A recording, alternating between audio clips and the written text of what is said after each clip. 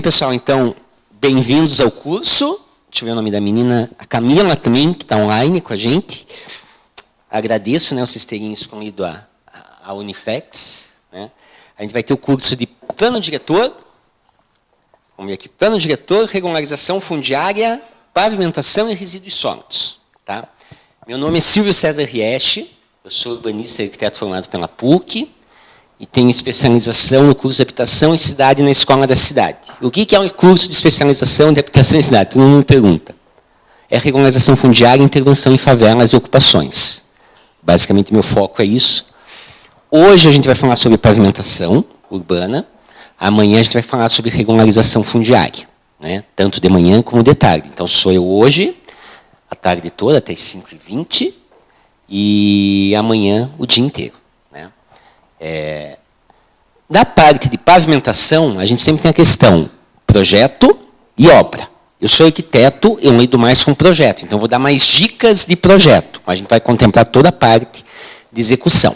Eu preciso entender um pouquinho quem são vocês para eu poder saber para onde que eu direciono. Eu direciono mais para a parte administrativa, mais para a parte projetual, mais para a parte técnica. É engenheiro, é arquiteto, é técnico, é político. Então, vamos fazer uma coisa que eu odeio fazer, porque eu odiava responder, que é aquela rodadinha quem é quem. Né? Então, vamos começar pelo senhor. Eu vi que tem a Camila.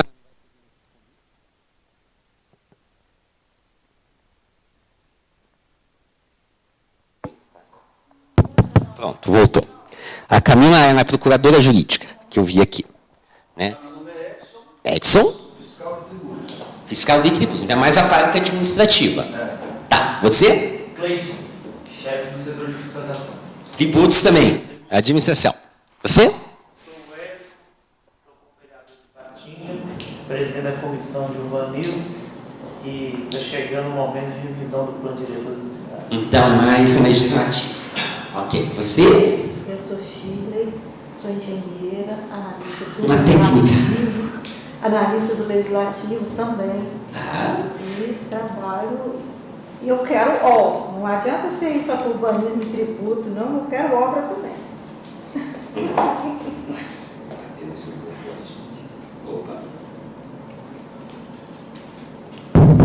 Você? Samara, coordenadora de planejamento urbano e ambiental. Tá, tem uma formação de arquitetura e engenharia? Engenheira química e engenheira de segurança também. Engenharia química, eu odiava química. Você? Eu sou Cássia, sou diretora de planejamento urbano e projeto, e eu sou arquiteta. Arquiteta. Ah, e uma conterrânea minha. Obrigado, obrigado. Tá. Então, o curso, como um todo, ele vai para o plano diretor. E, assim, eu não vou ficar entrando muito no mérito do plano diretor, porque vocês vão ter uma aula específica sobre isso.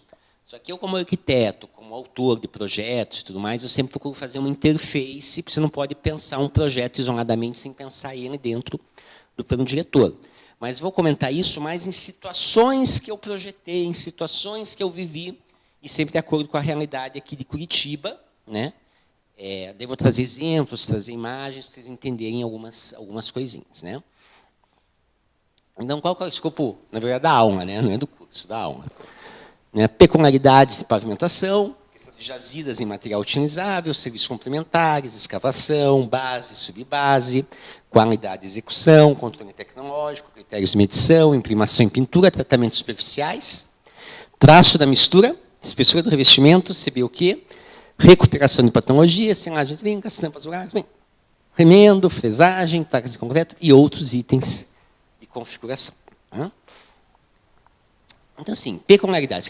Por que a gente tem que pavimentar via? A gente tem que pensar na questão da mobilidade urbana. E mobilidade urbana está diretamente integrada dentro do plano diretor. Acessibilidade para pessoas portadoras de necessidades especiais. Às vezes você tem uma via já pavimentada, ou uma via em saibro apenas, né? Às vezes em macadâmia eu já vi isso, coisa que eu nunca tinha visto antes, mas enfim. E você tem que prever a acessibilidade para a PNE. Menor qualidade de vida da população, porque você reduz o índice de doenças respiratórias, está pavimentado, você não tem pó. A tua roupa branca que você pendura lá, fica pendurada, fica branca, não fica cheia de pó. Minha rua, por exemplo, foi pavimentada há 3 anos atrás, 2 anos. Durante 1 ano e meio, que era antes de pavimentar, eu não podia estender roupa branca no varal, do lado de fora da casa. Porque eu moro em casa, não moro em apartamento. Então, lá, por exemplo, minhas roupas ficavam cobertas de poeira. É uma coisa prática que eu vivi. E a gente acha que é besteira e não é. Né? Facilita a coleta de lixo orgânico, né, e dos resíduos recicláveis. Quer dizer, isso aqui vai fazer uma interface direta lá com as almas de resíduos sólidos. Quer dizer, você não consegue coletar. Em regularização fundiária, você vai ver muito isso. Você, às vezes, não consegue coletar lixo porque o teu caminhão não consegue entrar. Porque a via não tem a largura, ou porque a via não tem as condições, o caminhão atola. Você não consegue entrar com ônibus escolar, você não consegue entrar com transporte coletivo. Uma série de itens. Né?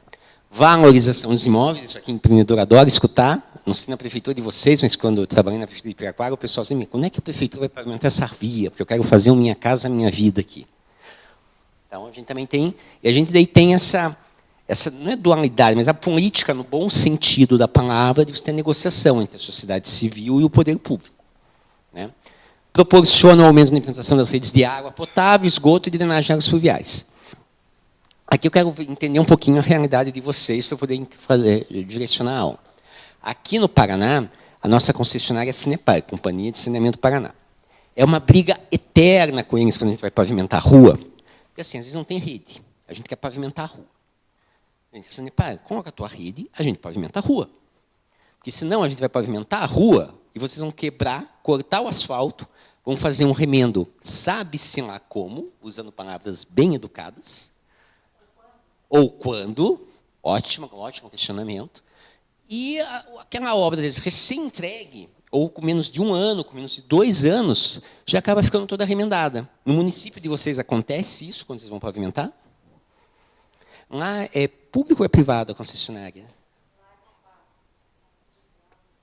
Mas é pública? Tá. Aqui é economia mista. Ela é uma SA, mas assim, grande parte do poder decisório está com o governo do Estado, mas você tem os sócios minoritários. Então, aqui ainda tem um conflito de interesses nesse sentido. Isso é uma guerra. Outra coisa interessante aqui, quando a gente fala de pavimentação, a gente não está falando de pavimentação necessariamente para carros. A gente pode estar falando para pessoas. Andaram um pouquinho aqui por Curitiba hoje, a gente chega aqui. Vocês viram o calçadão que tem aqui? É a rua principal da cidade, é um ponto turístico. É o calçadão da 15 de novembro, a primeira rua de pedestres do Brasil. Eu vou contar um pouquinho da história dela mais para frente, mas adiantando, que eu quero fazer interface com esse ponto aqui. Acho que foi 2000, o Cássio Niguchi, que era prefeito, quis revitalizar a rua, reformar ela inteira. Não me perguntem os termos legais, mas eu sei que ele conseguiu. Tá? Ele chegou para as concessionárias e falou o seguinte, olha, eu vou reformar essa rua inteira, ninguém vai ter autorização durante 5 anos para tirar um petit pavé da rua se vocês não mexerem agora. Eu sei que a questão foi finalmente para a Oi, na época era Telepag, se não me engano, para a questão da rede de telefonia. Porque eles têm muito comércio, então você tinha essa... Estava bem naquela época de implantação de ADSL, e troca de cabeamento. Então, assim, ó, vamos mexer agora. Não ficou esses 5 anos sem mexer, mas ele durou um bom período sem mexer. Então, às vezes, é preciso fazer um pouquinho de pressão também nas concessionárias. Assim, ó, se você não mexer agora, durante o período X... Ah, mas teve um problema com o cliente tal. Ema. Cada um com seus problemas. Quais são os critérios para pavimentar a via? Isso aqui é muito questão de projeto. Né? Para novos pavimentos, tipo de tráfego, então você tem que contar os veículos, quantos veículos, o horário, que tipo de veículo. Uma coisa que é comum aqui, em prefeitura, a gente para tentar minimizar custo. Vamos pavimentar a rua. Ah, mas aqui não passa caminhão. Então a gente vai usar um TSS. Não passa caminhão de lixo, porque toda a rua passa. Tudo bem, ele não vai passar com a mesma regularidade, mas você tem que prever pelo menos uma base, uma subbase ali, que aguente o caminhão de lixo de vez em quando. Né? Então, assim, não vai passar eventualmente um caminhão do Corpo de Bombeiros? De repente vai. Outro caso interessante aqui da Rua 15.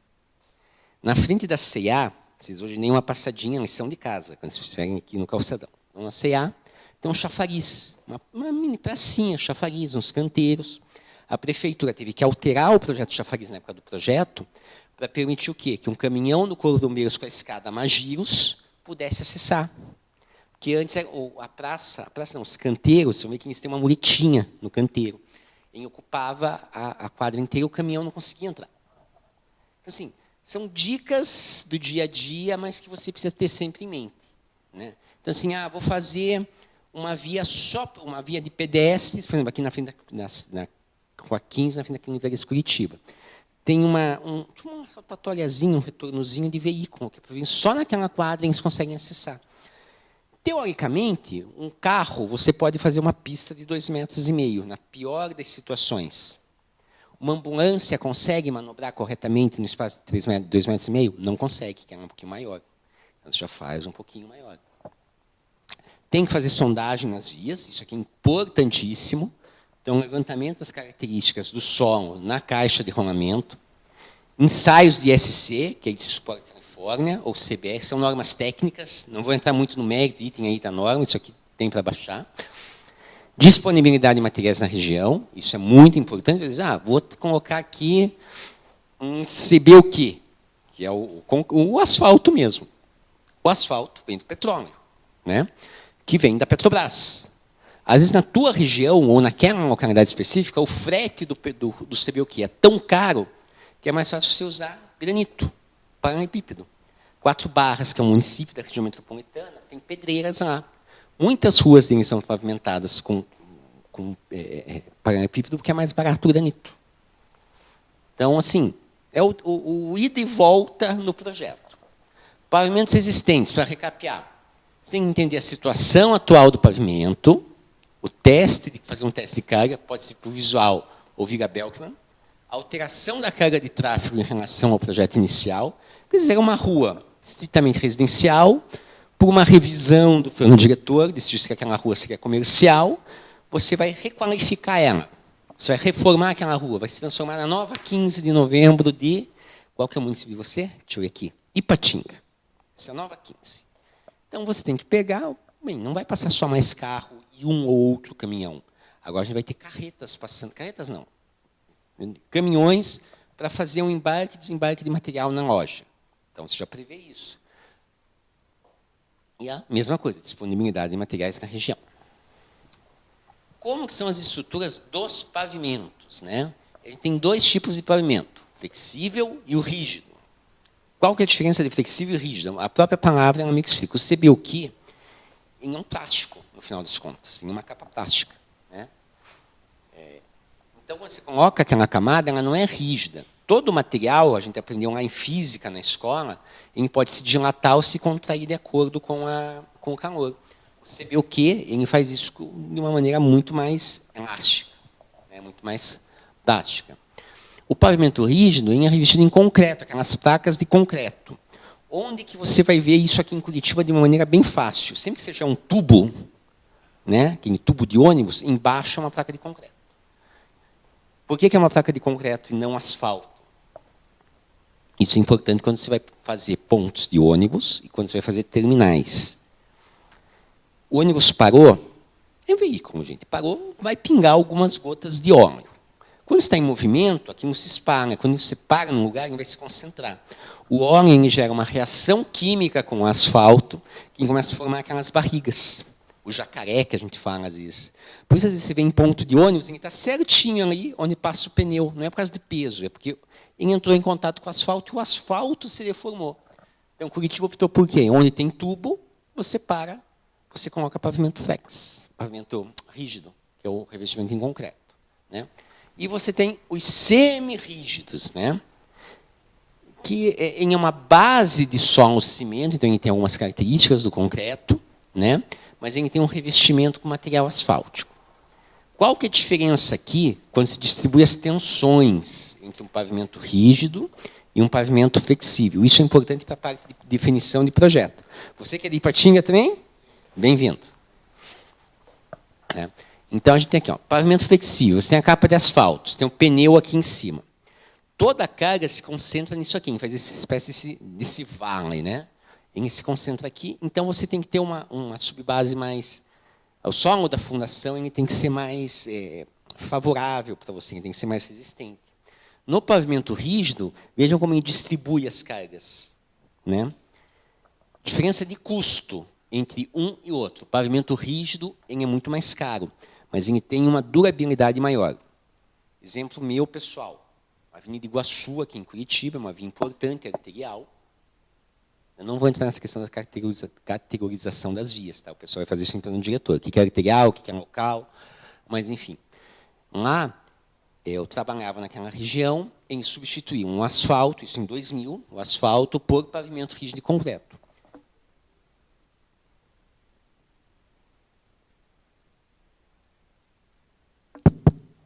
Eu passei lá esses dias, 2023, então fazem 23 anos que a rua foi pavimentada. Não foi feito uma operação tapa-buraco, não tem um buraco na via, não tem nada. Teve um incidente na via, que em um trecho, eles não, porque o pavimento de concreto você tem que ter juntas de dilatação, são várias placas. Né? Que nem aqui esse piso aqui, a gente tem essa divisória, infelizmente a menina online não consegue ver, mas você tem um piso, você tem um espacinho aqui, aquele cortezinho, né? E é para fazer a junta de dilatação. Em um trecho, aquela junta ou foi projetada errada, ou foi executada errada. Teve uma onda de calor na cidade, alguns anos atrás, e as placas elas fizeram isso aqui. Elas levantaram. O único trecho que teve problemas. O pavimento asfáltico, você já tem que ter uma manutenção muito mais constante. Né? É muito comum você ter buraco, é muito comum você ter problemas. E a gente vai ver essas patologias ali para frente. Oi. Pode perguntar, à vontade. Você está falando, eu estou imaginando a sua companhia de água e saneamento fazendo a manutenção do pavimento rígido. Não pode fazer corte. Não se faz corte. Se faz tudo. Você não faz corte. Então você tem que fazer tudo por Então menos. quer dizer que no perímetro da URB, esse pavimento não é ideal. Depende. Aí depende. Veja. Vamos pegar. É que aqui não tem os passeios. Para a gente. Deixa eu ver, Camila, né? Camila, o que ela me perguntou assim? Veja. Se eu não posso cortar aqui, não é ideal para a cidade. Porque como é que eu vou colocar rede de água, esgoto, e realmente um lote que não tinha, eu quero colocar, por exemplo. Aqui tem diferenças na infraestrutura. Vamos imaginar que o passeio está aqui, o passeio está aqui. Né?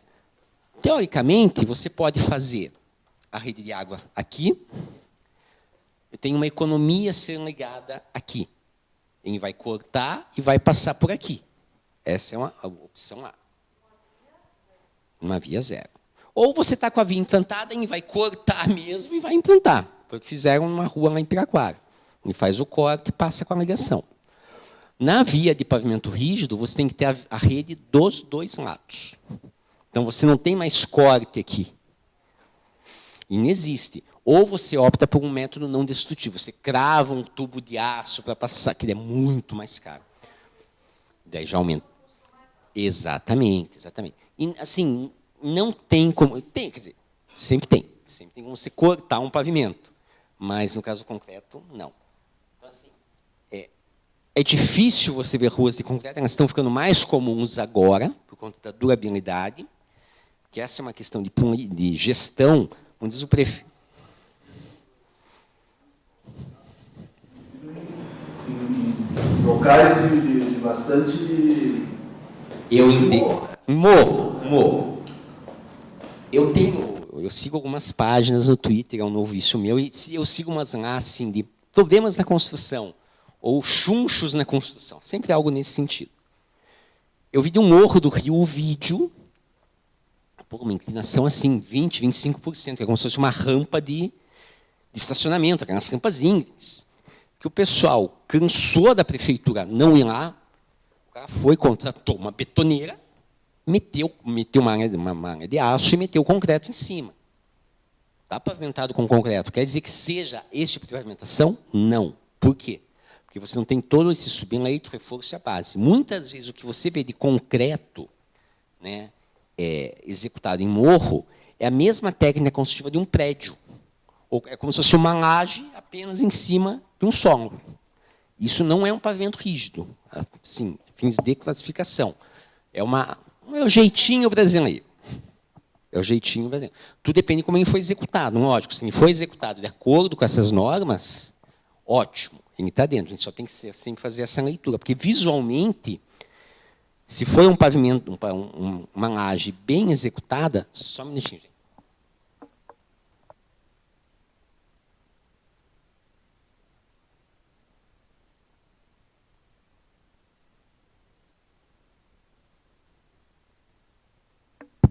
Desculpa, gente. Então, assim, se foi um concreto bem executadinho, você visualmente não vê a diferença, né? Entre um e outro. Mas eu já vi essa questão de morro.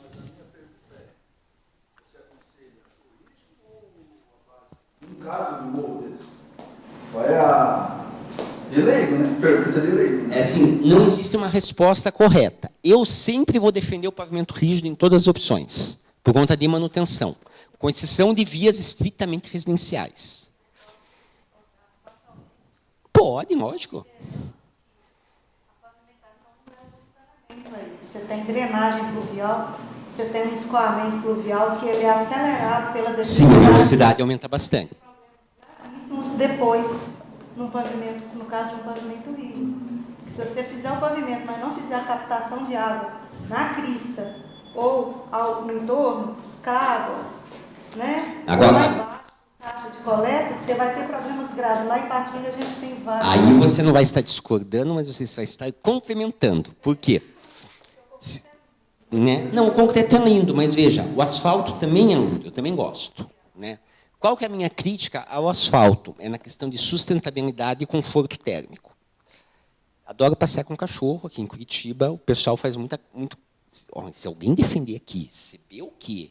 Um passeio, eu reprovo, por mais que não tenha prova aqui. Por quê? Ele suga muito calor do sol. Você vê o quê? Por quê? Porque ele é escuro. E plástico. Alguém já caiu em cima do asfalto num dia quente? Eu queimei a mão, passeando com o cachorro, puf. Daí eu nunca mais passei com um cachorro em dia de sol. Eu entendo porque eles estão com as patinhas lá, né, gente? Então, assim, o pavimento rígido ele já não segura tanto calor, ele dá um conforto térmico maior para o entorno. Questão de drenagem, como ela comentou, seguindo-se as normas e as boas práticas, captação na crista, várias bocas de lobo no decorrer do caminho, ali, no decorrer do trajeto. Né? Você, pegando essa água, captando essa água, resolveu os problemas. Exatamente. O que é o meu conceito favorito de engenharia? E daí porque eu fiz técnico em edificações, tá, no Cefet. Então, tem muito essa pegada técnica e não tão lúdica dos arquitetos. Engenharia é o uso do melhor custo-benefício. Esse é o meu lema de engenharia. Eu escolhi o melhor custo para aquela região com a melhor técnica. Não adianta eu usar pavimento de concreto, pavimento rígido, num morro que tem 2 casas lá em cima, que você nunca vai justificar tecnicamente, fora os problemas técnicos, né? Do que você usar ou um paralelepípedo, ou um CBUQ, ou um TSS, que é o tratamento simples superficial, que a gente vai falar ali para frente. Opa, acho que eu pulei aqui, né? Que a gente vai falar mais para frente. Então, qual que é o melhor custo para eu ter o melhor benefício nesse momento? Eu defendo o pavimento rígido, só que não é uma defesa cega e burra. A gente tem que entender. Né? Ele é poluidor, ele contribui muito para as ilhas de calor, que é uma coisa que eu acho que no plano diretor aí vocês vão ver. O que são ilhas de calor? Vamos pegar um exemplo. Eu moro em Piraquara, que é uma cidade aqui, região metropolitana, 30 quilômetros. Eu moro literalmente no pé da serra.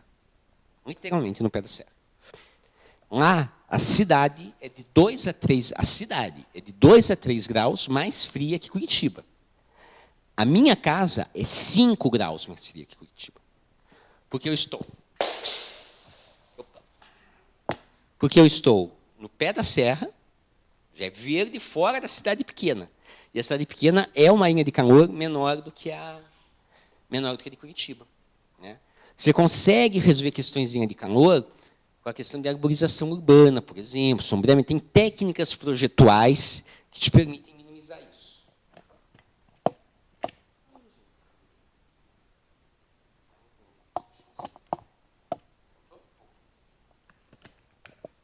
Então, e pavimentação, você tocou na questão de drenagem. Ela é parte de um sistema de mobilidade urbana, que é parte de um organismo que eu acho um organismo vivo, que é a cidade. Então, você tem que ter a pavimentação, você tem que ter a drenagem, você tem que ter distribuição de água, coleta de esgoto, arborização urbana, uma série de sistemas que vão compor a mobilidade urbana.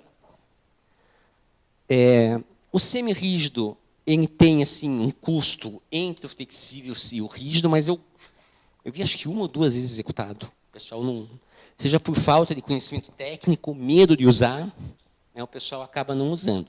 É muito comum flexível, pouco comum rígido. Aqui em Curitiba você vai ver nos pontos de ônibus, na Avenida Iguaçu, no que a gente chama de canaletas de expresso, principalmente do sistema leste, que é aqui para o Capão da Embuia. Uma coisa que eu gosto muito de fazer em cidades que eu estou visitando, recomendo para vocês, é pegar o transporte coletivo quando você tem ir de ponta a ponta no sistema. São Paulo, eu fiz isso para conhecer. Pega o metrô, Zona Oeste e vai até a Zona Sul. Aqui, se você fizer isso em Curitiba, pega, por exemplo, o Expresso aqui no centro, que é o biarticulado.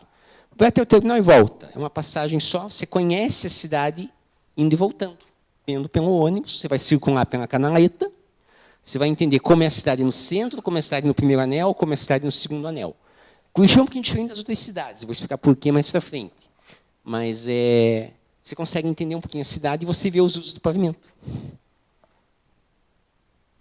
Jazidas e material. Você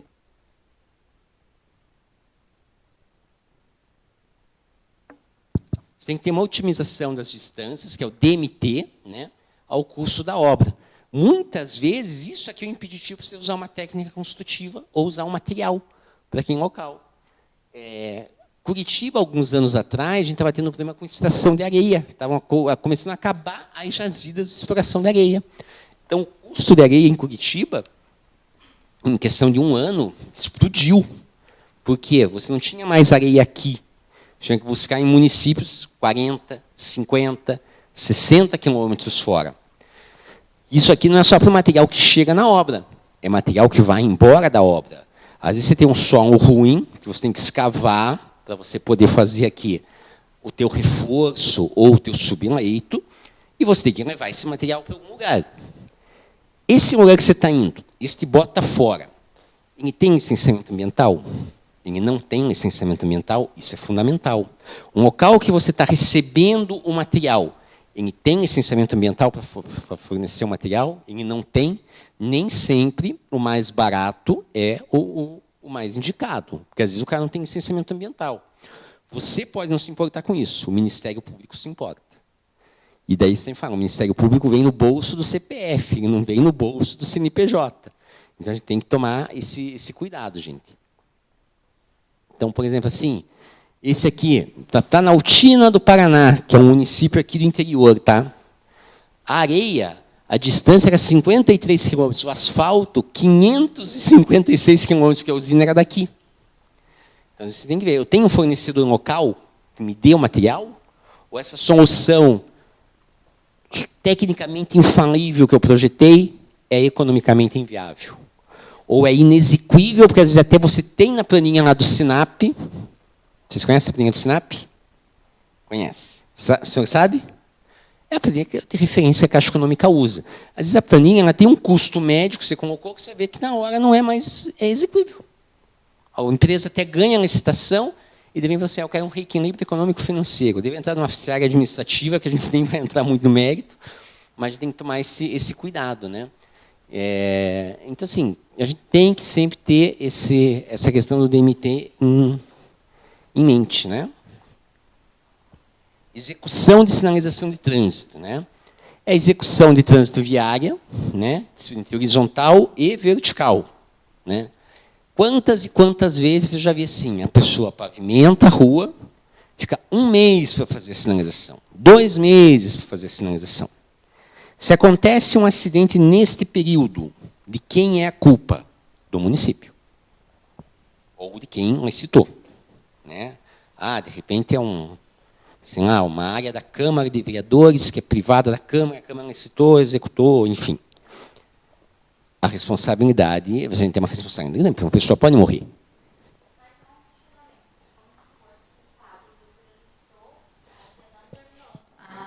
Exemplo, pavimentou, só porque a sinalização é o último que a gente faz, assim. Sim. E, em tese, a prefeitura não paga, mas a empresa executou ainda não quitou, porque a gente paga só quando executa. Sim, correto. Mas nesse mesmo ponto é a prefeitura que é o culpado? Ela tem a responsabilidade co-solidária, que a gente chama, né? Porque tudo bem, você coloca um prazo lá para ela executar a pavimentação.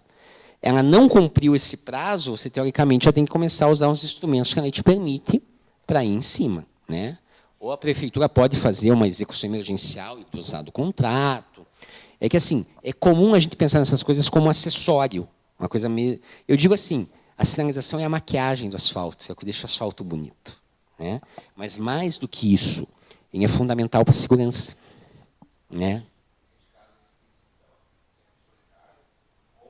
Entrando com a execução da ação nela, ela pode entrar posteriormente, se for comprovado que a empresa não entregou, com ação de regresso também. Exatamente. Porque vamos pensar em cenários hipotéticos. Uma pessoa caiu aqui, não, alguém bateu o carro aqui, bateu o carro. Ela pode processar a empresa direto, ponto. Ou ela pode processar, a pessoa ela não tem esse conhecimento de com quem entrar. Na cabeça, você está executando uma obra, a culpa é do município. Um leigo geralmente vai entrar nesse sentido. Ele entra para a prefeitura. A prefeitura pode ir com a empresa, com certeza. Não tem problema nenhum. Né? Exemplo prático do que aconteceu. Não, aqui não, vou usar mais um exemplo prático que aconteceu comigo. Tá? Mas, enfim. Né? Tem o objetivo de alertar, regulamentar, divertir e orientar o uso correto das vias. Né? Aqui entra também a questão da regulamentação das velocidades. Tá?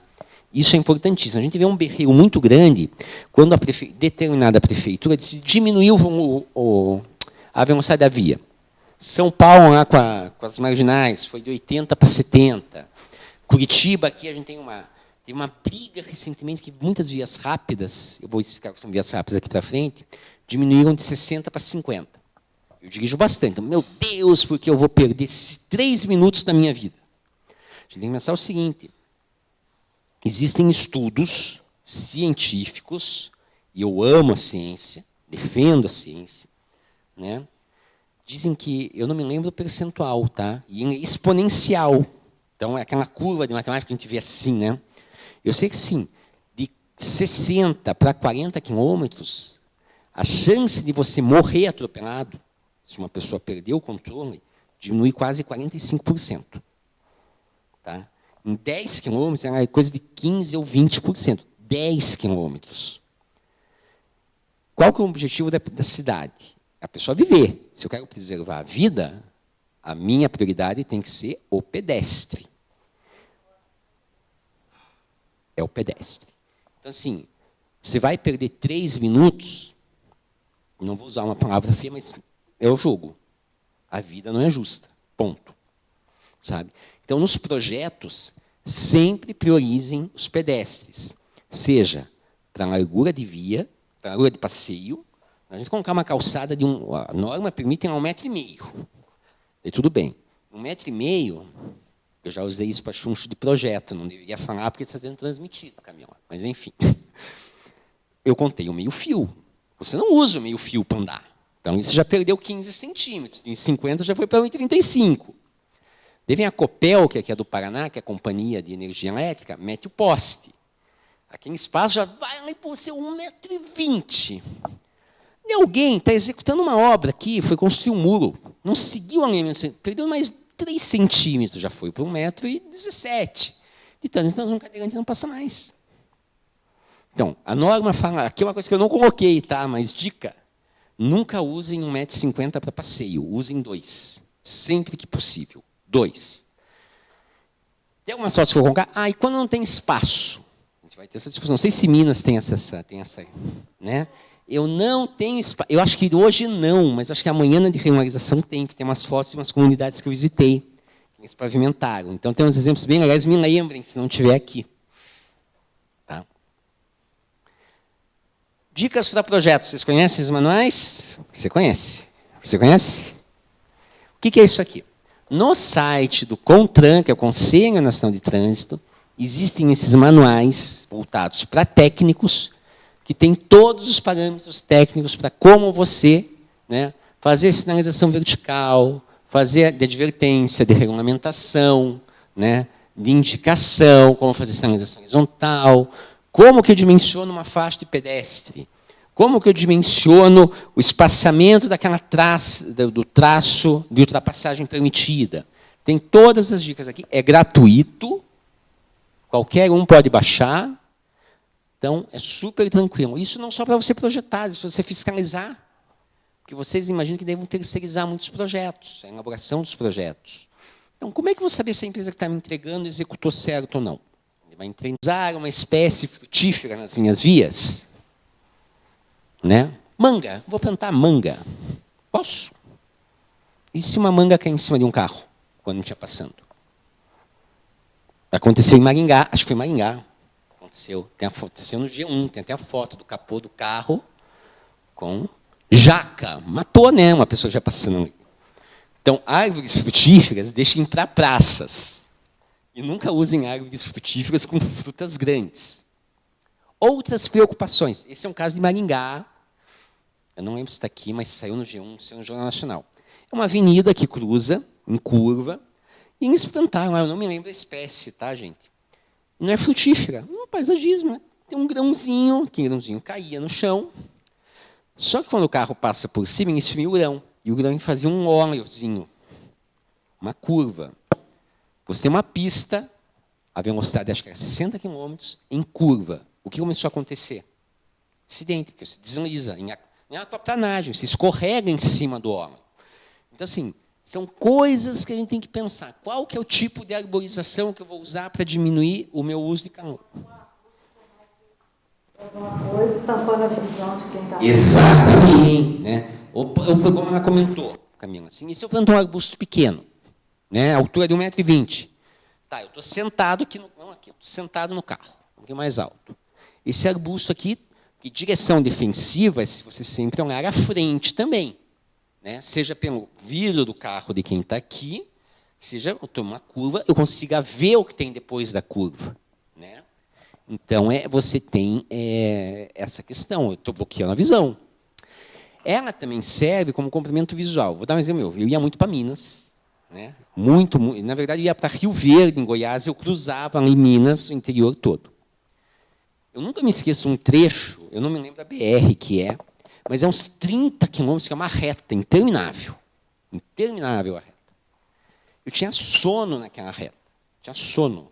Por quê? Você só tinha plantação de cana e soja. Cana e soja. Aqui um clima montanha visual. Quando você está aqui no automático, no carro, estou dirigindo, tem que te dar aquele digestivo pós-almoço, digamos assim, que o sono começa a dar aquela pescada. Como é que você minimiza isso? Eu posso criar um bolsão de paisagismo aqui. Posso colocar algumas árvores aqui coloridas, assim, depende da região de cada um, uma cerejeira super rosa, um ipê. Porque você está passando aqui no impacto visual, é automático da nossa fisiologia. Um sinalizador no solo. Só que o sinalizador você tem que estar fazendo manutenção. A árvore você plantou lá, esquece. Né? Só que você também tem que tomar cuidado. Eu estou numa avenida super movimentada, eu vou plantar uma árvore de grande porte logo do lado, que de repente tem um acidente, o carro sai e me estoura na árvore. A gente tem que pensar nessa questão também. Tá? A gente tem a proteção vegetal, que às vezes tem que fazer um corte, vou fazer uma via, eu tenho que fazer um corte, o talude aqui. Né? Você não vai deixar ele na terra, você vai plantar grama para proteger, para que não tenha o carreamento do material. Eu coloquei a foto aqui. Aqui. Execução de proteção vegetal. Paisagismo também envolve projeto e execução dos passeios. Quando a gente fala em paisagismo, a gente pensa no verde. Não é só verde. A gente tem um paisagismo verde e o seco, que eu falo. Então, a execução dos passeios. Por onde as pessoas vão andar? Qual que é o tamanho desses passeios? O que eu vou ter embaixo do passeio? Né? Como é que eu vou fazer as redes de drenagem? Como é que eu vou fazer... Aqui a gente entra numa questão de sustentabilidade. Você pode usar isso aqui para fazer jardins de chuva. O que são jardins de chuva? Você faz uma coleta, né? Então aqui a gente tem a sarjeta, você tem um espaço grande aqui para fazer o passeio. Você faz, ele tem todo um sistema de drenagem aqui, funciona como mini retenções de água. Qual que é um dos maiores problemas quando você pavimenta, muitas vezes, uma via que você está criando à frente? Né? A água que ela infiltrava no terreno, que ela ia surgir 1 ou 2 dias depois, ela não infiltra, vamos brincar, ficou no asfalto, já caiu na rede. Uma coisa que vai um dia, instantaneamente, vira uma vazão de 10 litros por segundo naquele ponto de largura na frente. Se você começa a colocar esse tipo de solução, que você retarda a infiltração, esses 10 litros se transformam em 5, se transformam em 6. Solução barata, prática. Dá um certinho custo de manutenção, né? Porque você sempre tem que estar refazendo o paisagismo, mas Eu sou defensor dessa solução aqui, tá? Se vocês precisarem de jardim de chuva, tem bastante coisa.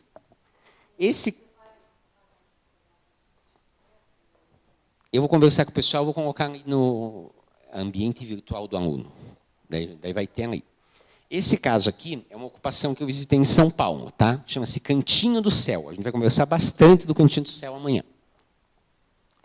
Então, aqui, ó, construção, eu falava barraco antigamente, mas não se fala mais, né? Construção. Né? Poste e tudo mais. Onde é que você vai colocar a rede de drenagem aqui? Não tem espaço. Porque você tem drenagem, água e esgoto, mais energia elétrica. Qual que foi a solução deles aqui? Paver, uma canaleta no meio, então, paver, uma canaleta. E o tubo de drenagem aqui. Então, aqui, para você fazer toda a manutenção, você faz a manutenção simplesmente aqui. No meio. Pronto, resolveu o problema de espaço.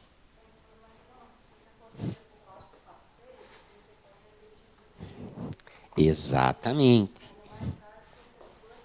Então, não tem que fazer bueiro dos dois lá, né? Uma escavação. Faz aqui, a manutenção é muito mais prática. O vizinho não, alguém vai construir uma casa que tem que ligar na rede de drenagem. O paver, o que é? É um Lego que encaixa. Tira, escava, executa a rede, É muito mais prático, né? É porque aqui é uma ocupação, gente. É uma área que foi regularizada. Se você receber o quê? Já imagina uma pessoa física. Fluvial. Daqui foi a energia elétrica aqui, água e esgoto aqui. Tá? Qual que era o medo deles, né? Amanhã, porque lá a concessionária elétrica ela é privada. Então ela vai executar. Não está nem aí. O medo deles o que era? Era ter execução, ter uma rede de água e esgoto, a concessionária lá cravar um poste, furar uma rede de água, uma rede de esgoto, um ramal, e não vou consertar, me obrigue, aquela discussão toda, se com órgão público já é complicado, privado é pior. Nesse caso de infraestrutura. Né? Então, a 15 não. Água, né? Seja servida ou potável por um lado, né? Drenagem, que é água servida no meio, redes aéreas do outro. Essa foi a opção. Né? Até para ajudar numa questão aqui, tentar, né, por mais que tenha degrau, resolver a questão da acessibilidade de um lado. Né? Essa que foi a solução. Né? É uma coisa barata. Eu gosto muito do paver também como pavimentação, não é só o concreto. Eu gosto muito do paver. Então, né, isso é muito... Mas existem problemas. Pessoal meu, que eu passei por isso. Tá? Vamos pegar como se fosse aqui. Era uma revitalização da Avenida de Piraquara, Avenida Getúlio Vargas. Então, lá o que era? Era asfalto e as calçadas. Você já viu aqueles blocos de concreto retangulares, 50 por 50, 40 por 40? Era muito usado na década de 70 e 80. Os passeios eram todos executados. E ele não é drenante. Ele drena muito pouco. Ele joga tudo, né? E a gente assim, beleza, vamos executar tudo com paver. E não era aquele paver drenante que tem hoje, que é 40% de absorção de água. Ele era 25%. Então, a gente recapeou a via e nas calçadas a gente usou o paver. Depois de uma dessas construções aqui, Piraquara, sim, tinha de 70% a 80% das construções sem alvará. Então, executados daquele jeito, década de 70, década de 80. E a pessoa ela tinha uma espécie de semi-subsolo. Ela usava de depósito para a loja. Que foi executado pelo pedreiro de chão da esquina, sem qualquer norma técnica, ou seja, não teve impermeabilização, não teve nada. Depois da execução da obra, na primeira chuva, a gente acabou com o depósito da menina, que encheu d'água. Porque a água que ia direto para a sarjeta, que ia para a guia, começou a infiltrar no terreno. E do terreno começou a ir para dentro da construção dela. E ela, por mais que a prefeitura, nesse caso, não tivesse responsabilidade, porque ela não executou de acordo com as normas, é uma coisa que, se eu tivesse passado por isso antes, eu não teria feito naquele trecho paver, ou teria feito um sistema de captação por baixo. Porque é uma pessoa de baixa renda, Não adianta eu exigir, destrua a tua casa e faça de novo. Ela não vai ter condições financeiras para fazer isso. Então, a gente também tem que pensar na realidade do munícipe. Eu estou numa área de intervenção onde as construções podem ter diversos problemas aqui, se eu for fazer uma escavação mais profunda ou não. São construções, tudo executado na norma, tudo bonitinho, pode ter um terremoto que não vai cair. A gente tem que ter esse expertise na hora. Né? Então, foi o único problema que eu tive com o paver até hoje, foi esse. Opa. Né? Contenções. Então, são as estruturas para a estabilização de taludes, para o seu reforço, as áreas de corta-aterro, proporção de estabilidade. Então, a gente tem aqui diversas soluções, né? Eu chamo de muro de arrimo. Então, aqui a gente tem com pneu, por exemplo. Né? É um uso para pneu. Né? Rocha. Aqui você tem uma estrutura pré-fabricada. Olha o pneuzinho aqui de volta. Gabião. Eu adorava gabião. Aí eu usei num projeto de habitação social. A gente tinha ali, né, um desnível grande, a gente usou um trecho. Até hoje tem reclamação das famílias. Isso aqui é um criadouro de barata. A escorpião. Então, de repente, eu usar isso aqui, se eu tiver casa muito próximo, eu hoje não uso mais. Eu vou para outras soluções. Porque daí você começa a ter, né, rato, barata, escorpião, que nem você falou. Né? Então, a gente tem esses... É expertise, coisa que no livro técnico não vai ter, na norma não vai ter. Isso aqui é mais barato. É muito mais barato. Né? Vou fazer... Vamos pensar os drásticos. São Paulo. Vou fazer, então, um muro de arrimo de concreto. Você cria um quadro em branco para pichador. Picho, necessariamente, é uma coisa negativa? Não. Por que eu não posso, de repente, fazer... Eu quero que seja um quadro para a comunidade pintar. Não para pichar, no sentido ruim da palavra. Chama a Secretaria de Cultura. Faz um editalzinho, chama as crianças para pintar final de semana. Você também tem que começar a ver daí os aspectos negativos como positivos. Tá? Escavação e transporte. Na escavação da caixa da via. Ela é feita conforme as indicações do projeto. Né? Então, o material, que eu tinha comentado lá atrás, com destino ao Botafogo, ele tem que ser licenciado, ou ele pode ser entrado ao canteiro de obra para sua reutilização. Curitiba, nem tanto, mas os municípios da região metropolitana, principalmente Piraquara e Pinhais, são as áreas de manancial de Curitiba, que tem minha grande vivência. Lá, como é área de manancial, você tem muito banhado, muita turfa, solo orgânico. É aquele solo que você não pode fazer nada em cima. E é um solo que você não pode utilizar dentro do próprio canteiro. Lá, às vezes, o volume de escavação era muito maior do que qualquer outra coisa, por conta da característica do local. Isso, às vezes, o custo vai lá para cima. Exemplo prático. Casinhas aqui da Coapar. O que é Coapar? É a Companhia de Habitação do Paraná. Né? Consagra as casinhas. Dois quartos, sala, cozinha, 40 metros quadrados. Região do Guarituba. A gente foi fazer as casinhas. Engenheira. Casinha, 40 metros quadrados. Sistema estrutural indicou para a gente o quê? Você precisa fazer estaca. Estaca cravada. Chuta a profundidade. Chuta. Chuta. 17 metros. Para uma casa, estacas cravadas de 17 metros para fundo do solo. A fundação da casa era mais cara que a casa. Então, em alguns casos, em pavimentação, a execução da tua subbase vai ser mais cara do que todo o restante, por conta daquele solo.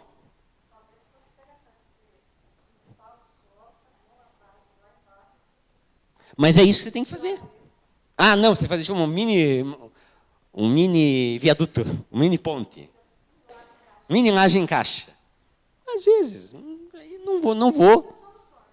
Soluções técnicas, existem todas as soluções técnicas, mas assim, a gente tem que pensar, às vezes, se eu passar essa rua, em vez de passar aqui, eu pensando rua nova, né? Em vez de passar aqui, eu passar a 20 metros para cá, às vezes o custo da tua subbase pode diminuir bastante. Exemplo prático agora que eu passei. nesta mesma região. Vamos pavimentar uma via, sondagem lá, eu não lembro cada quantos metros tinha sondagem. Tudo bem. Entre uma estaca e outra, uma rocha. Uma rocha simples, que parou toda a obra, teve que licitar para dinamitar a pedra. E, sim, são coisas que vão acontecer com vocês, sim. Não é que a rocha vai acontecer. Um imprevisto de obra, que por mais que tenha seguido o projeto, atendido as normas, você não vai conseguir atender essas particularidades. Então, no meio de um terreno fosse uma rocha, a obra ficou parada 4 meses. Então, às vezes, de repente, será que eu falo? Tem uma região que você suspeita que pode ter algum problema de solo e tudo mais.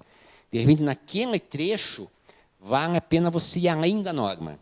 Não vou fazer estaca a cada 10 metros, fazer a cada 5, fazer a cada 3, mas só naquele trecho que você suspeita. Quem pode te dar esse trecho construído? Tem um atlas do CPRM, que é o... Eu nunca me lembro da sigla, de pesquisa mineral.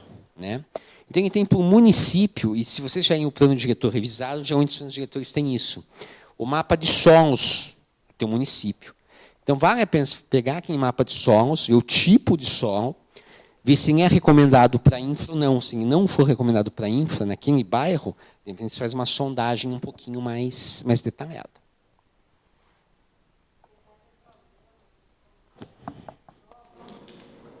Você acompanha a duplicação da BR-381 na região do Vale do Aço. Você vai ter todos os problemas possíveis. Deixa eu dar uma coisa para você. A tua cidade é de Ipatina. Referência para mim em Minas é Capitólio. É longe ou é perto? Longe, tá. Só para eu entender. Também não conheço muito a tua... Extrema, que eu acho que tem perto de São Paulo. Mais longe ainda. Nossa. Então, é o que eu conheço de Minas, fora a passagem, né? Que eu tenho ali, norte e sul, né? Porque em Minas a gente vê muitas coisas de morro, né?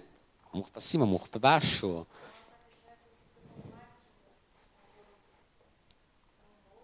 Atrás do outro. Entendi. Entendi. Nossa, o teu problema... Entendi.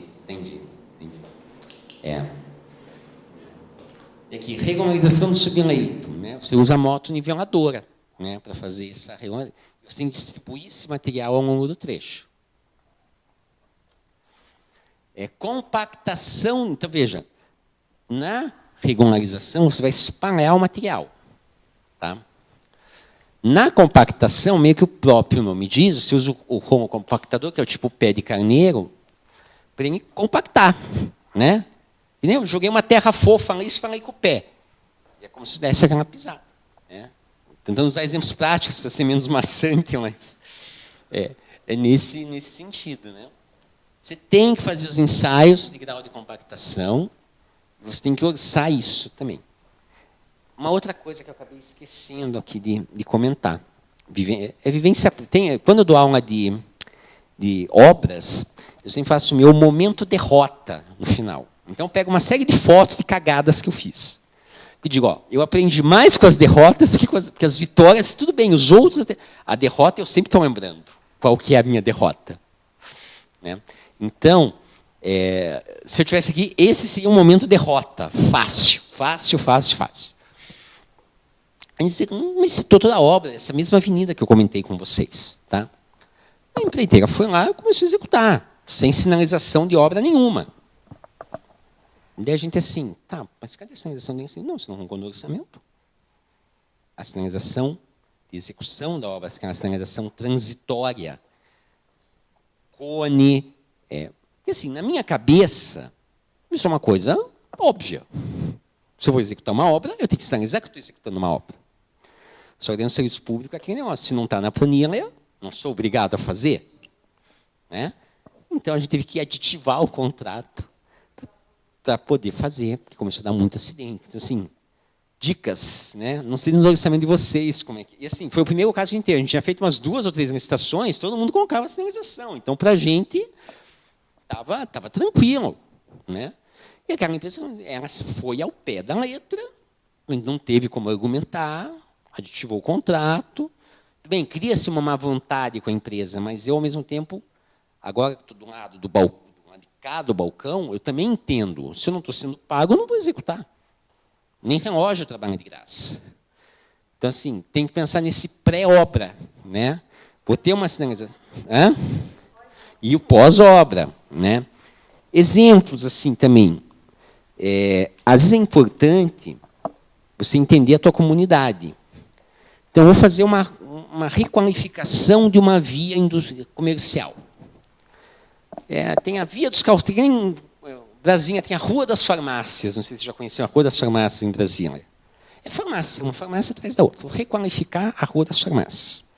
Mas, para isso, eu vou ter que fechar a rua 15 dias. Imagine o griteiro dos comerciantes. Como que eu costumo minimizar esse tipo de coisa?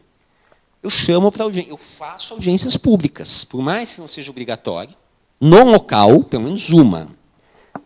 Eu costumo fazer 2. Uma, gente, nós queremos requalificar essa rua. O que vocês imaginam para a requalificação? Tá? Você pega as opiniões, vê o que dá para fazer aqui em projeto ou não dá, porque tem coisas que a população pede que, tecnicamente, eles não são execuíveis, economicamente, eles não são execuíveis. Então, tem que entender esse tipo de coisa. Chama.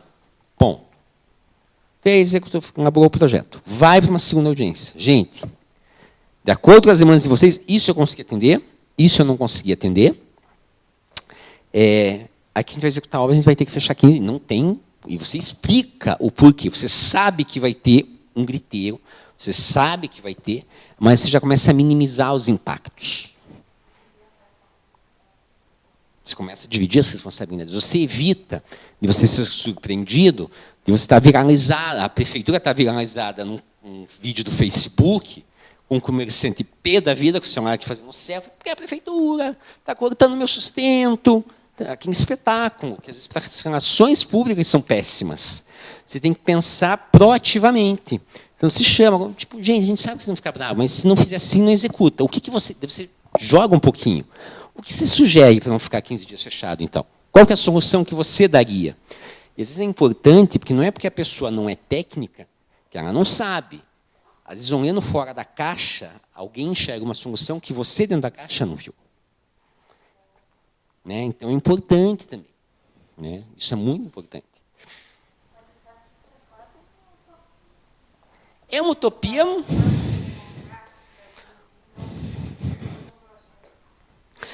mas... A maioria é assim, ó. Eu quero assim. Eu quero assim, executo. Aí tem que pensar que tem muitos gestores, isso é um defeito nosso, do nosso sistema comunitário hoje. A partir do momento que eu sou gestor, eu sou o dono. Não, você não é dono. Você é, como o nome diz, servidor, você serve a população. É utopia, concordo.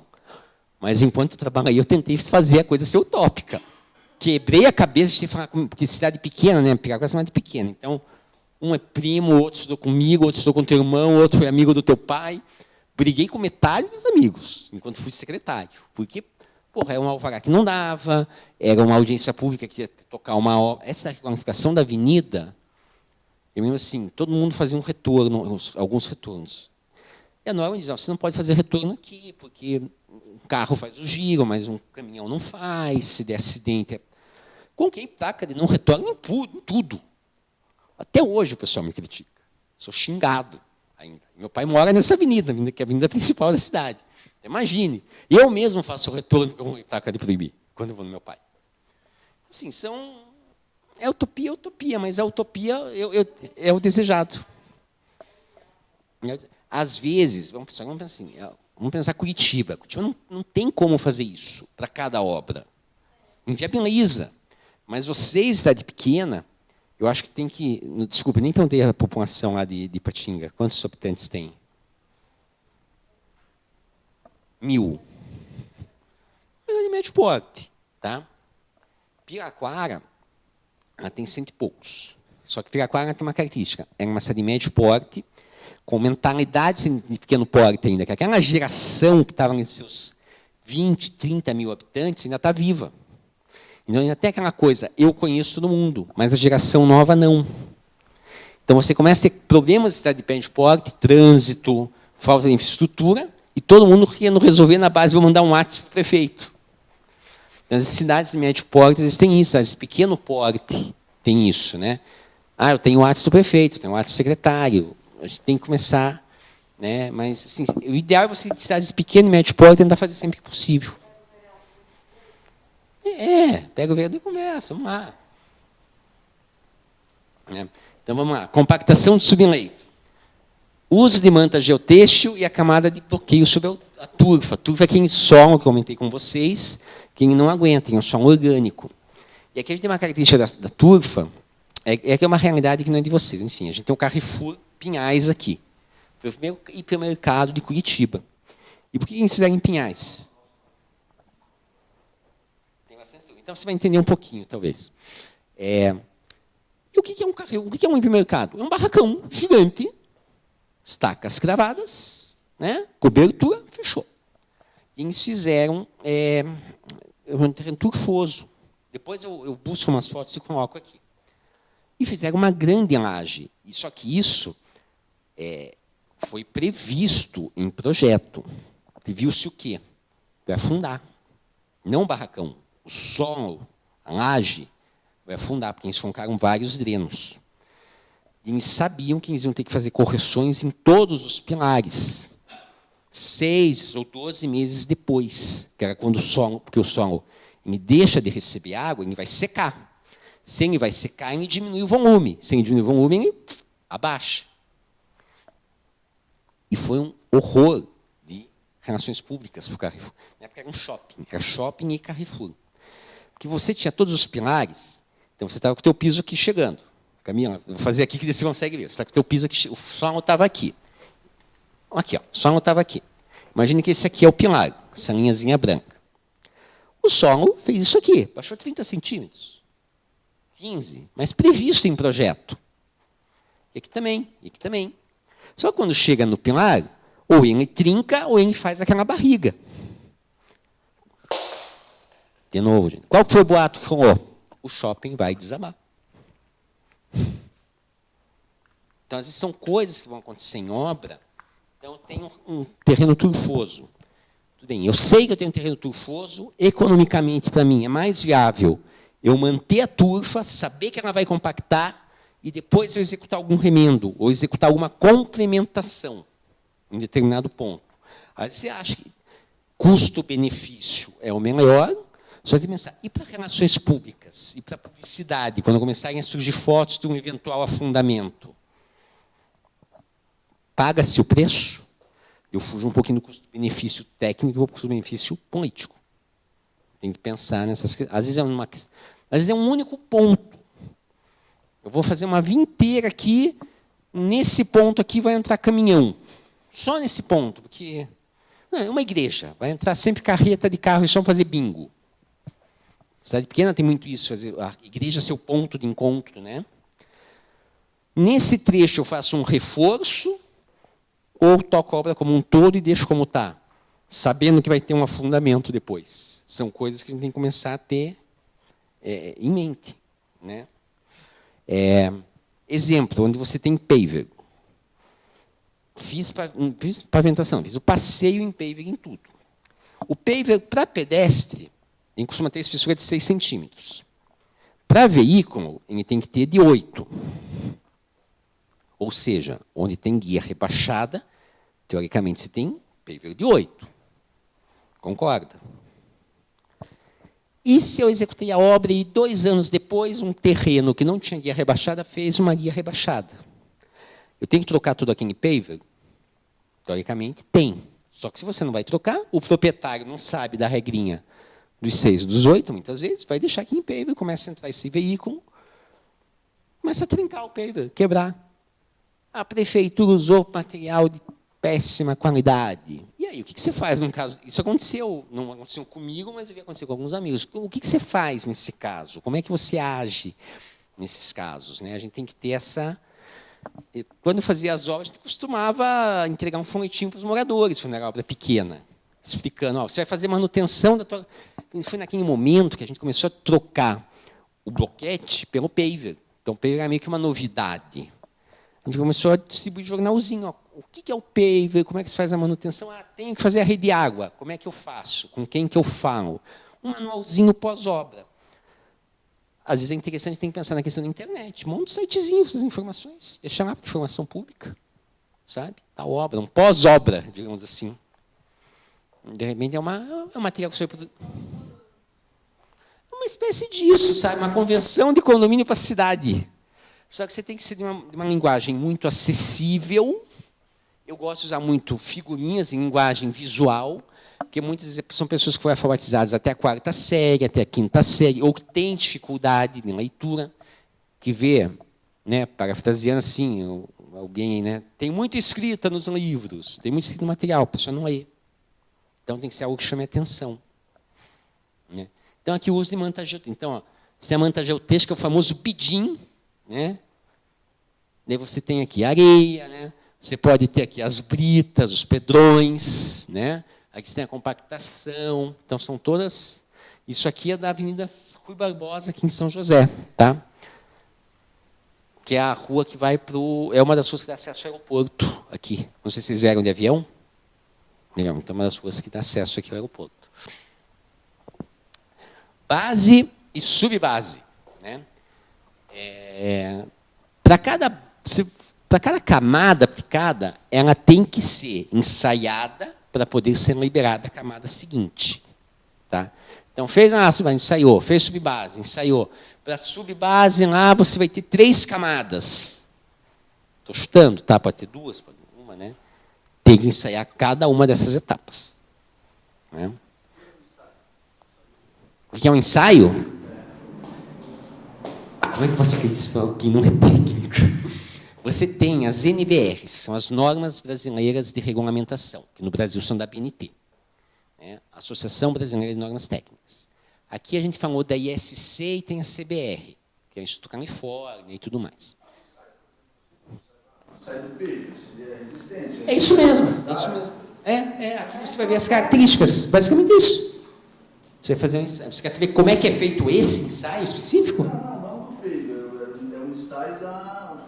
Cada etapa tem um ensaio. Cada etapa tem um ensaio, você vai pegar a norma lá, ISC, que vai dizer, para subir para a base, são esses parâmetros. Ela é descritiva. Então, é o roteirinho. Tem que ser os roteirinhos, nem exame de sangue. Tem um roteirinho lá para fazer, parâmetros aceitáveis, isso, fora de estar, ainda está reprovado. A questão técnica, isso que você está ensinando é importante, por exemplo, um vereador ou alguém da área do tributo que é assessor, consultor e que dá apoio para o pessoal do Legislativo, a função do Legislativo é fiscalizar esse tipo de coisa. Sim. Né? Foi contratado em Tatinga uma empresa para fazer a recuperação das vias. Fez lá, desculpa uma palavra, nas coxas. Levou um dinheirão e fez mal feito. Mas o legislador ou o pessoal que trabalha nas cabeças, né? Nas gestões, nas gerências e coisa e tal, não tem conhecimento técnico para chegar e ficar fiscalizando. Os fiscais da prefeitura são poucos, geralmente. Sim. E não fazem essa fiscalização. Cadê o resultado dos ensaios? Não tem. Exato. Então, essa importância. Você falar, precisa de ter tantas camadas, precisa de ser ensaiada a cada camada. O vereador pode chegar e falar, vocês fizeram o ensaio da compactação, fizeram o próprio normal disso aqui, fizeram aquilo.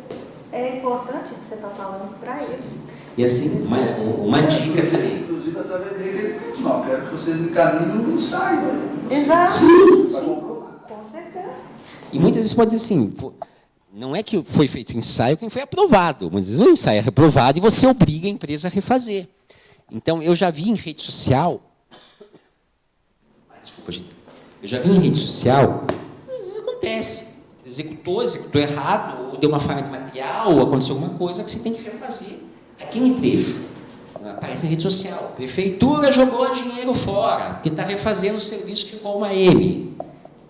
Você tem que, às vezes é importante, gente, não tem custo para o município, isso aqui é empresa, não sei se o custo da empresa, será terceirizada a empresa, isso não é problema da prefeitura, isso é problema de quem está executando.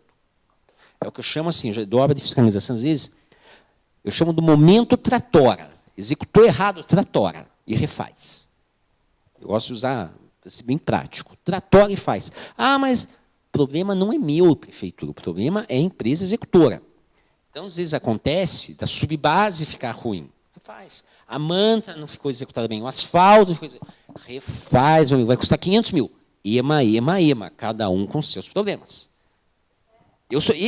Eu era um tirano quando fui secretário. Fazia reexecutar mesmo, e acabou. Tem que ser. Lógico, tem que ter bom senso, sempre tem que ter bom senso. Mas você cobra da prefeitura. Eu fui dar um curso em Rondônia de pavimentação, esse aqui, só que lá também tinha a fiscalização. Gente, o que tinha de caso, assim, porque executou um degrau no passeio, a empresa executou um degrau no passeio, porque a empresa executou isso. Gente, tratora, passa o trator e manda refazer. Tem isso assim. Então, a base, então, às vezes é interessante, o vereador pode fazer um requerimento. Poxa, eu vi aqui com base, um post deu repercussão. A gente vive na era do social agora, infelizmente, a gente é pautado por TikTok, Twitter e Facebook. Então, assim, viralizou o vídeo de alguém que mostrou uma subbase sendo refeita. Ó, o tanto de dinheiro.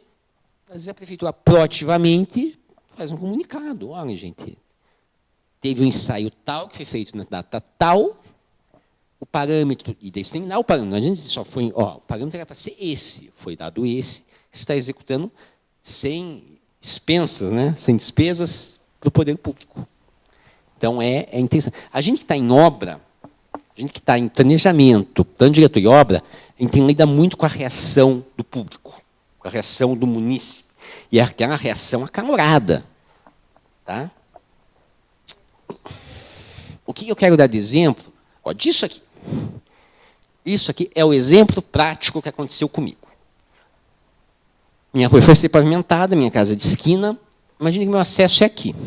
Tá? E a empresa foi lá, fez isso aqui numa sexta-feira. Para cada guia rebaixada, em Solar fizeram um colchãozinho de areia, para você entrar e sair com o carro. Né? O meu também fizeram. Só que quando eu entrei com o carro, aquela... Não vou falar palavrão, porque está sendo transmitido. Afundou. Então, eu até consegui entrar com o carro, mas não consegui sair. Tudo bem, final de semana, já tinha feito compra, iFood está aí para isso. Não tem problema. O carro é um Ford Focus, não é um carro popular. Por que eu estou falando isso? Não é para me gabar, gente. Sexta-noite, 11 da noite, né?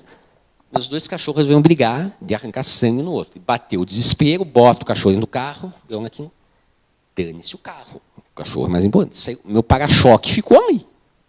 Só botei o para-choque para dentro do carro, né? Para dentro do portão, fui, resolvi. Hospital, tananã, voltei. Segunda, eu não estava mais na prefeitura de Piraquara. 8 da manhã eu estava na prefeitura. Está aqui a foto, está aqui como está. E é importante a escala, tá, gente? O que eu fiz? Eu peguei folha de papel, dava 2x4, tá? Uma 4 tem 30 centímetros, ou seja, 60 centímetros de desnível que ficou. Por isso meu para-choque.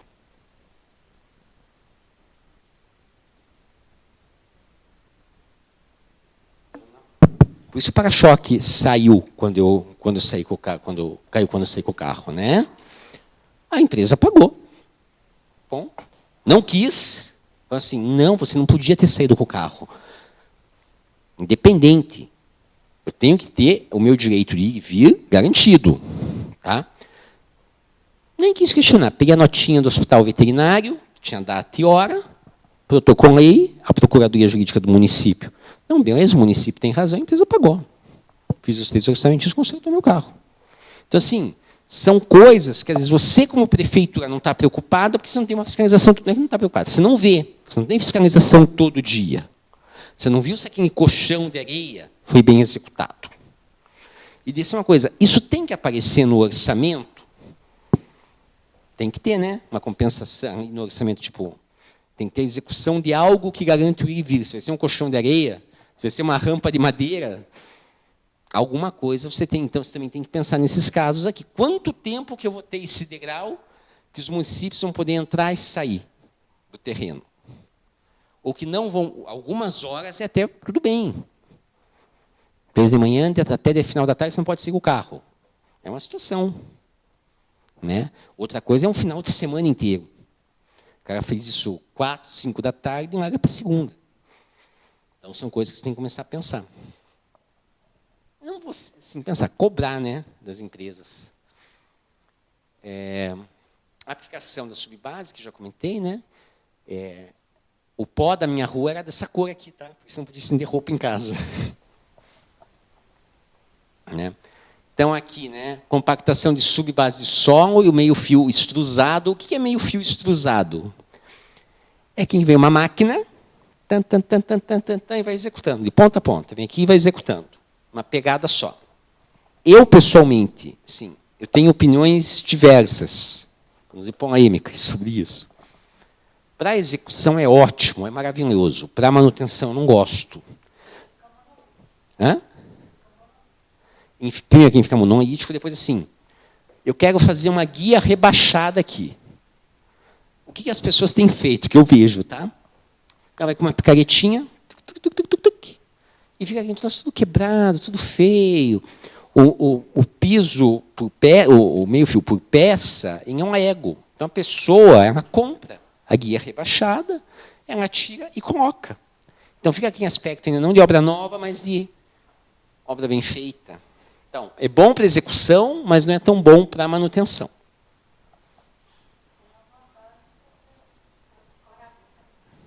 Exato. Né? A avaliação da base, a aplicação da base, você só faz após aprovar os ensaios da subbase. Né? Então, aqui, por exemplo, tem uma base só um cimento, que é lá em Planaltina do Paraná. Né? Ó, base só um cimento e imprimado.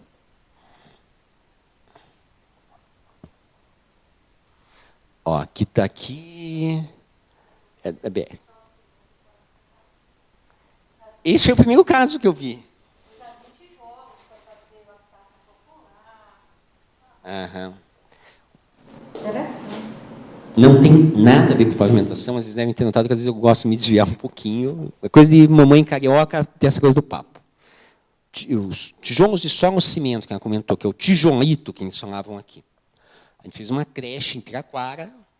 Nossa, é uma técnica sustentável, é lindo, é maravilhoso. Para certas regiões do Brasil, é lindo e maravilhoso. Para o Paraná, especificamente região de Curitiba, Piraquara, que é a grande céu, que chove muito, e absorve muita umidade. Só que se você tem uma umidade muito maior do que o normal, porque as condições práticas, o que a gente chama de problema de infiltração nessa creche, qual que foi a solução da prefeitura? Construir um barracão em cima da creche. Sabe aquele meme da internet que tem assim, uma casa, não sei se já viram, depois posso mostrar, tem um meme, uma casa, e a pessoa tem um barracão pré-moldado em cima, e embaixo a legenda. Meu tio engenheiro resolveu os problemas de infiltração da casa. É igual. Por que eu estou falando isso? Que não tem nada a ver com pavimentação, no curso de pavimentação. Às vezes a melhor solução técnica para uma região não é a melhor solução técnica para a sua região. E dentro de um estado, se dentro de uma cidade a gente tem diferença entre os bairros, dentro de um estado, em um país, então, é mais ainda. Aqui também, ó, por que eu essa foto? Né? Então, por exemplo, a aplicação. Você pode ir com o caminhão, vai aplicando, ou vamos usar mais gente. Não é que vamos usar mais gente, não é isso, tá, gente? Às vezes você não tem esse caminhão no local, às vezes não está em manutenção, às vezes é uma cidade remota. Vocês pagam, e vem uma pessoa, está vendo as pessoas lá? Para controle tecnológico, sempre é o melhor esse aqui. Quanto mais industrial, melhor. Tá? Outro exemplo, para ilustrar isso aqui, curso de habitação em cidade, lá que eu tinha em São Paulo. A gente teve palestra com arquitetos espanhóis. Como é que é a habitação social na Espanha? Eu não lembro de quase nada da palestra, mas eu me lembro desse momento específico. Eles, assim, eles estavam chocados, e era legal a cara deles. Aqui eu não tenho foto para mostrar para vocês. Eles, assim, eles estavam chocados, como no Brasil a gente usa pedreiro, tijolo e argamassa. Que para eles é inconcebível. Para eles o que acontece? Chega a parede pronta. Eles montam por parede. Por quê? O custo de mão de obra deles é tão caro que é mais barato eu diminuir o tempo de mão de obra industrializar, fora de questões de controle tecnológico, do que ter essa coisa de pecinha, tijolo a tijolo. Aqui para a gente é o oposto, né? A mão de obra, tudo bem, deu uma boa subida, mas a mão de obra, percentualmente falando, é muito mais barata do que o controle industrial, do que a industrialização. Então, às vezes, depende da região, é mais prático, é mais barato ou mais rápido eu usar isso aqui. E, às vezes, muito mais questão de logística, tá? A gente pode ter base de só local também, né? É basicamente calcário. Então, aqui você tem, ó, branquinho. A gente tem a recicladora de pavimento. Em Curitiba, a gente estava usando muito isso. Ela vem, ela vai fazendo a fresagem, né? Tá vendo? Meio que faz a fresagem aqui e já vai. Mas isso aqui é pouquíssimo usado. Pouquíssimo. Em Curitiba mesmo eu vi 2 vezes.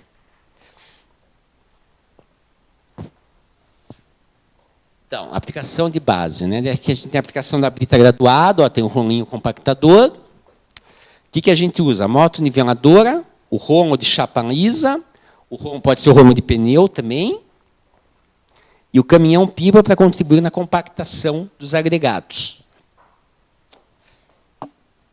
5 minutos para o coffee. Tá? Então, deixa eu ver que horas são aqui. 5h27. Então, vou dar um exemplo. Eu tinha um professor no curso técnico muito legal, o Marcelo Queiroz, até hoje eu lembro dele. A gente chama de ensaios. A gente tinha um controle concreto. Isso é chuncho, tá? Como você compra caminhão? Como você compra areia? Isso não é mais para as empresas, mas só, né? Por metro cúbico, só, então no caminhão cabem tantos metros cúbicos. A areia, ela tem uma pegadinha. Quando ela está seca, ela se compacta muito mais. Então, num caminhão, cabem tanto, só que o pessoal vende às vezes por caminhão. Ah, vê um caminhão de areia, vê 2 caminhões de areia, porque você sabe que a cubagem no caminhão é tanta. Se você molha a areia, ela dá aquela inchadinha. O que o pessoal faz, então, antes de carregar? Molha a areia e enche o caminhão. Então, aqui não deveria ser 15 metros cúbicos, na verdade é 13, na verdade é 12. Você tem que tomar esse cuidado, às vezes, quando você está comprando areia, mas isso é mais para o executor, né? Às vezes é prefeito. Às vezes você está comprando areia, tem muito tempo que faz isso, né? Tá, mas é seco ou molhada? Você pode especificar isso seguinte tal. Qual que é o percentual de umidade que tem que ter na areia? Então, é dica. Tá. Qualidade e execução, né? Qualidade igual fazer a primeira vez respeitando o projeto. Aqui como gosto muito mais de pegar no projeto, né? Mas eu tenho que fazer um porém aqui. O projeto, como eu falei antes, não consegue prever 100% das situações. O projeto bem feito prevê aí 95%, 97%. Sempre vai aparecer alguma coisinha, né? Então, assim, uso de equipamentos, material de obra, materiais de equipe. Profissionais têm que ser credenciados, treinados e capacitados, com EPI e ferramentas à disposição para a execução da tarefa. EPI, inclusive, para os visitantes. Você que é da Câmara, né? Você vai na obra, eu nunca vejo isso, tá? Eu acho um absurdo, mas, enfim. Para entrar na obra, você tem que estar com o capacetinho, já é ruído, tem que estar com protetor com ar, tem que estar com máscara. A gente nunca vê vereador com foto disso. É difícil, no máximo ver o capacetinho. Mas, sim, é uma obrigação da empresa, qualquer visitante, ter visitante e funcionário. Então, você vai lá, no barracão de obra, veja se o cara vai deixar uns 2 ou 3 capacetes a mais. Tá? Porque se acontece um acidente com você dentro da obra, por um erro de operação de máquina, você caiu e tropeçou, porque você não tem o mesmo treinamento que um funcionário na questão de normas de segurança do trabalho. A responsabilidade não é só sua, não é quase nada sua, é da empresa que não te deu os EPIs. Então meu pai faleceu como? Desmaiou, caiu e bateu a cabeça. Não foi por causa de desmaio, foi porque ele bateu a cabeça. Se você está numa obra e desmaia, tem um mal súbito, está muito quente. Você pode aqui bater a cabeça e morrer. Eu sei que é trágico isso, mas a gente...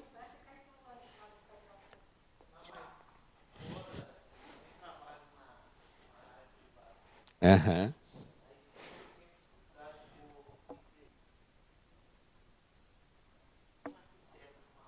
Aham.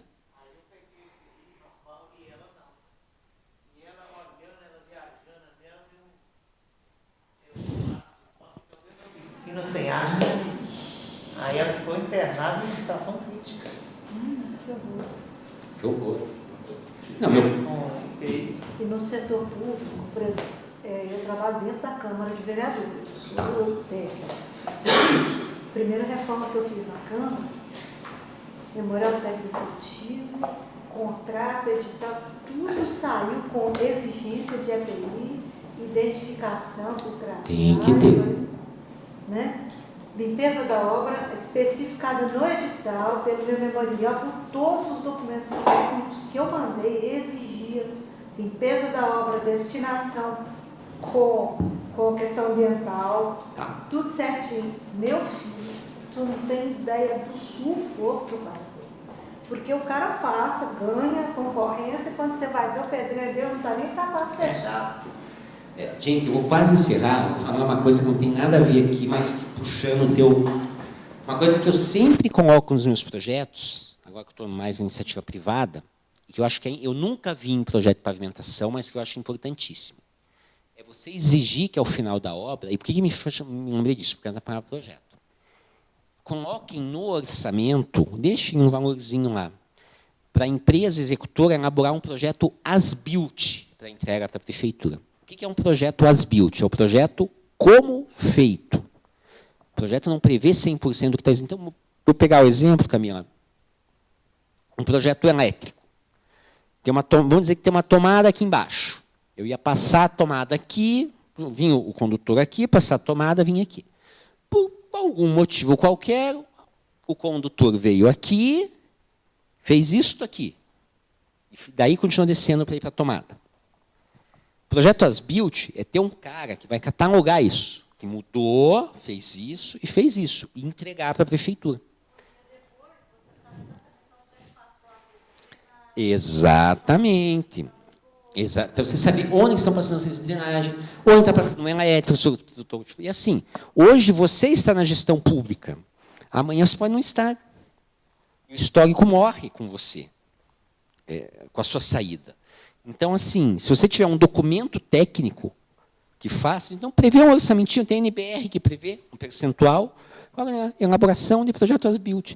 E você tira um pouquinho esse peso da prefeitura de saber onde está tudo e passa para a empresa, que é ela que está com a mão na massa o dia.